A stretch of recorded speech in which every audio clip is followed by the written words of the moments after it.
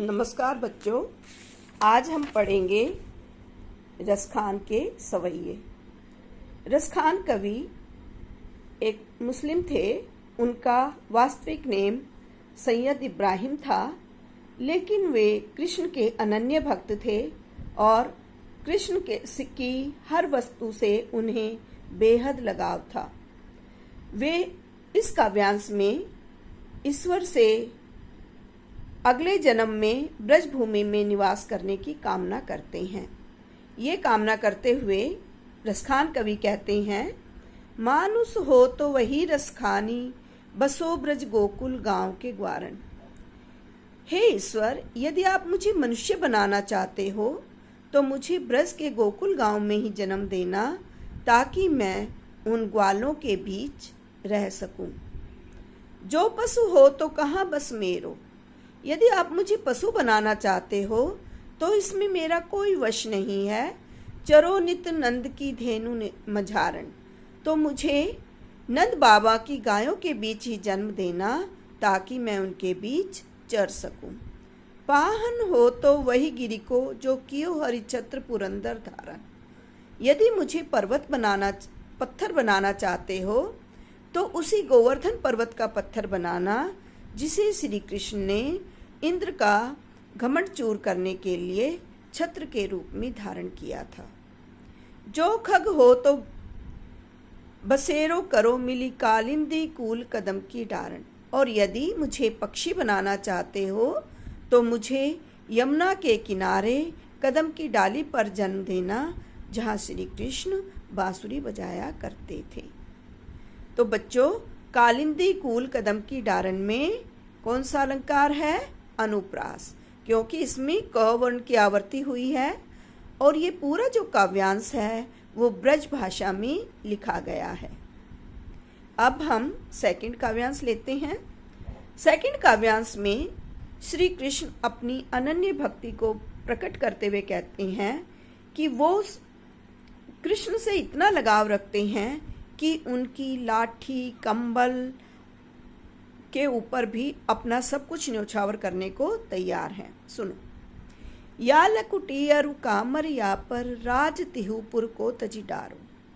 वो लाठी जिसे श्री कृष्ण लेकर जंगल जंगल घूमा करते थे, अरु और कामरिया कंबल, और जो कंबल वो जो सर्दी में ओढ़ा करते थे, राज तिहुपुर को तजी डारो। मैं उस लाठी और कंबल पर तीनों लोकों का राज्य छोड़ सकता हूँ। यानी मुझे वो लाठी और कंबल मिल जाए तो मैं उनके बदले तीनों लोकों का राज्य भी न्योछावर कर सकता हूँ। आठों सिद्धि नौ निधि के सुख, नंद की गाय चराए विसारो। अब कृष्ण कहते हैं कि यदि मुझे नंद बाबा की गायें चराने को मिल जाएं तो मैं उन गायों को चराने के सुख के बदले आठों सिद्धियों और 9 निधियों का सुख भी न्योछावर कर सकता हूँ। यानी मैं नंद बाबा की गायों को चराने के सुख के बदले 8 सिद्धियां और 9 निधियां तक न्योछावर कर सकता हूँ। रसखान कबऊ इन आखन सो ब्रज के वन बाग तड़ाग निहारो। रसखान कवि कहते हैं कि वो दिन कब आएगा जब मैं अपनी इन आँखों से ब्रज के जंगल, बगीचे और तालाबों को देखूंगा। बच्चों, जो कवि हैं वो कृष्ण का सानिध्य पाना चाहते हैं, समीपता पाना चाहते हैं, इसलिए वो कृष्ण की हर एक चीज से लगाव रखते हैं। कोटिक एकल धोत के धाम, करिल के कुंजन ऊपर वारो। इस पंक्ति में जो रसखान कवि हैं वो उन कटीली झाड़ियों के झुरमुट के बदले करोड़ों सोने चांदी के महल भी न्योछावर करने को तैयार हैं। कहने का मतलब ये है कि रसखान कवि कहते हैं कि यदि मुझे वो कटीली झाड़ियों का झुरमुट मिल जाए जिसमें श्री कृष्ण रासलीला रचाते थे, तो मैं उनके बदले में करोड़ों सोने चांदी के महल भी न्योछावर कर सकता हूँ, त्याग सकता हूँ। तो बच्चों, इस कविता में भी, पूरी कविता में ब्रज भाषा का प्रयोग किया गया है और जो कृष्ण हैं उनकी उनके प्रति रसखान जी की अनन्य भक्ति को प्रकट किया गया है। काव्यांश नंबर 3। काव्यांश नंबर 3 में एक जो सखी है, एक जो गोपी है, वो दूसरी गोपी से कहती है कि तुम्हारे कहने से मैं श्री कृष्ण की सभी वेशभूषा धारण करने को तैयार हूँ, लेकिन मैं उनकी जो मुरली है उसे अपने होठों पर नहीं रखूंगी। देखिए, मोर पखा सिर ऊपर राखियो।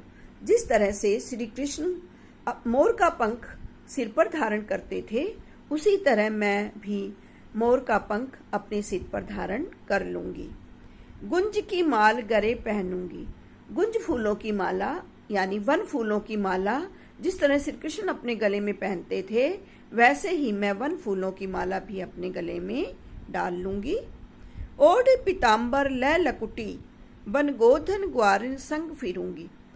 जिस तरह से श्री कृष्ण पीताम्बर ओढ़ते थे, पीले वस्त्र पहनते थे, उसी तरह से मैं पीले वस्त्र भी धारण कर लूंगी।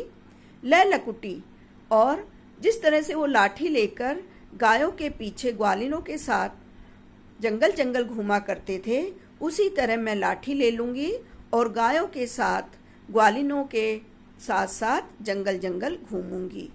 भाव तो वो ही मेरो रस खानी, सो तेरे कहे सब स्वांग करूंगी।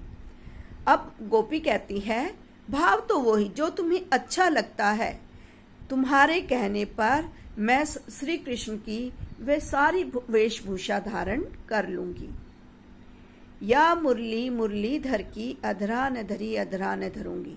लेकिन ये जो मुरली है, मुरलीधर श्री कृष्ण जो अपने होठों पर धारण करते थे, ये जो बांसुरी जो श्री कृष्ण अपनी होठों पर धारण करते थे, उस बांसुरी को मैं कभी भी अपने होठों पर नहीं रखूंगी।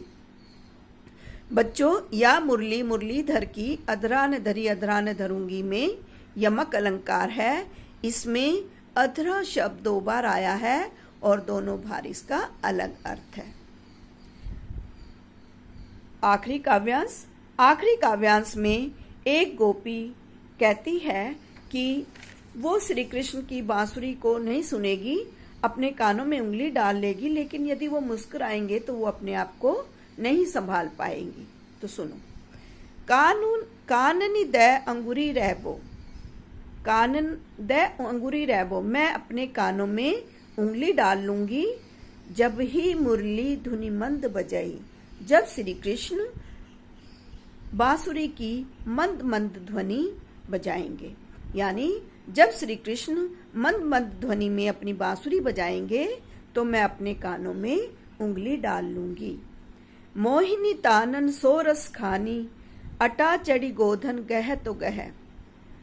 रसखान कवि कहते हैं कि जब श्री कृष्ण अटारी पर चढ़कर गायों को बुलाने के लिए मन को मोह लेने वाली मधुर तान बांसुरी से बजाएंगे, तो भी मैं उनकी बांसुरी नहीं सुनूंगी।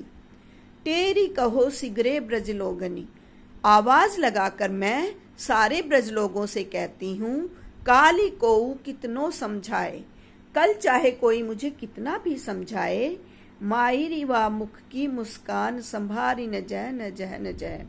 हे मैया, यदि श्री कृष्ण मुझे देखकर मुस्कुराएंगे तो मैं उस मुस्कान को देखकर अपने आप को संभाल नहीं पाऊंगी, संभाल नहीं पाऊंगी, संभाल नहीं पाऊंगी। तो बच्चों, ये तो था रसखान के सवैये। आज के लिए इतना भी। नमस्कार।